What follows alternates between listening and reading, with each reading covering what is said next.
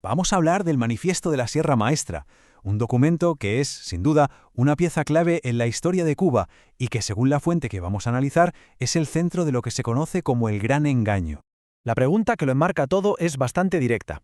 ¿El pueblo cubano sabía que estaba apoyando una revolución comunista?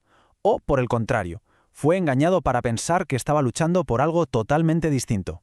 Y aquí está la tesis de la fuente que analizamos. Sostiene que la revolución no triunfó gracias a un fervor comunista generalizado, sino más bien por un engaño. Un engaño basado en toda una serie de promesas que, como vamos a ver, nunca llegaron a cumplirse.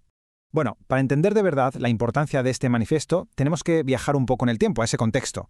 Ya en ese momento corrían rumores de que los rebeldes eran comunistas, y eso, claro, generaba muchísima desconfianza y frenaba bastante el apoyo de la gente a su causa. Y para luchar contra esa desconfianza se crea este documento, el Manifiesto de la Sierra Maestra.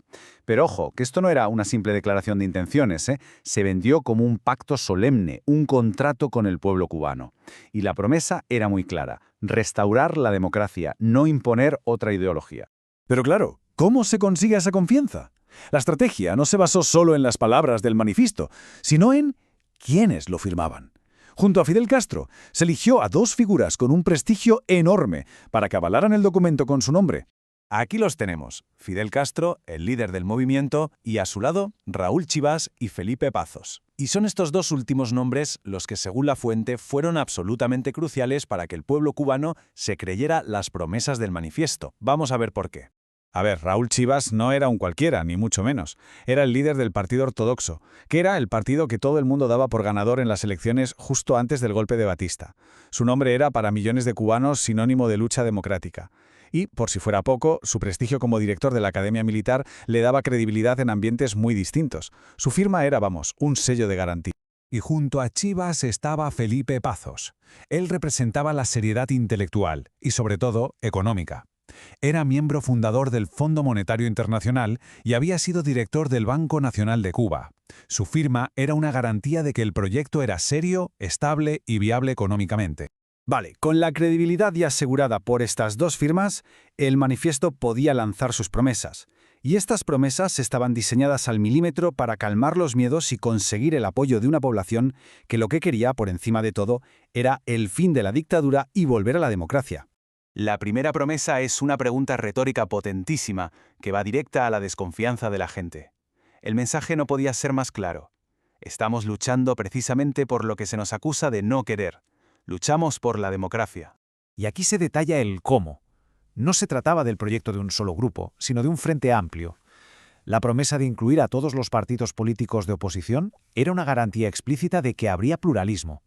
Esto le decía a los distintos grupos políticos que tendrían su sitio en la nueva Cuba. Y esta promesa iba directa a la raíz del problema de la dictadura de Batista, un ejército metido hasta el fondo en política. Prometer separar al ejército de la política era prometer el fin de los golpes de Estado y de los gobiernos militares. Era sin duda una de las promesas que la gente más ansiaba escuchar. Bien, esas eran las promesas avaladas por figuras de muchísimo prestigio. Ahora viene el núcleo del argumento. Vamos a contrastar estas promesas con lo que pasó de verdad cuando triunfó la revolución. Empezamos por la promesa fundamental: elecciones libres, democracia y un gobierno constitucional.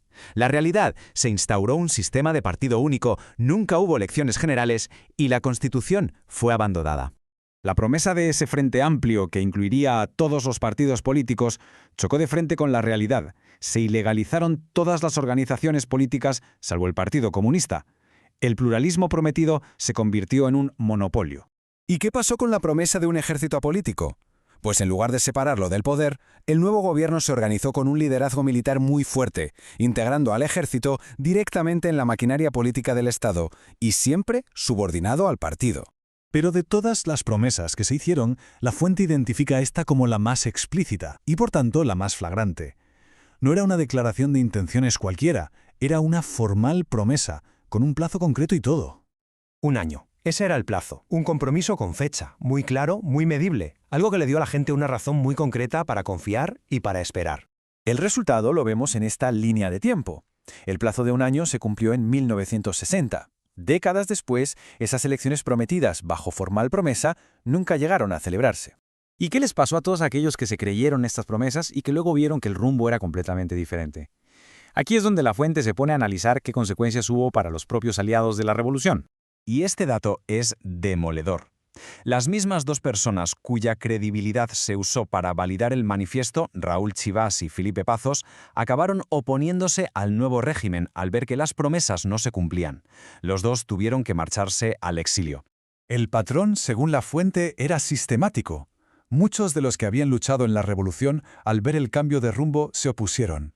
¿Y qué ocurrió? Que inmediatamente se les tachó de traidores y de enemigos. El castigo fue severísimo, desde el exilio y larguísimas penas de cárcel, hasta la pena de muerte, que fue lo que les ocurrió a muchos antiguos compañeros de armas que se alzaron de nuevo. Y llegamos al sexto punto, la conclusión de la fuente. Así que la conclusión final del material que hemos analizado se resume en esta cita. Lo que sostiene es que el apoyo popular no fue un cheque en blanco para un proyecto comunista, sino el resultado de una manipulación deliberada, una en la que se usó el prestigio de figuras muy respetadas para vender un futuro democrático que, en realidad, nunca se tuvo intención de construir. Y cerramos con esta pregunta, que da para reflexionar.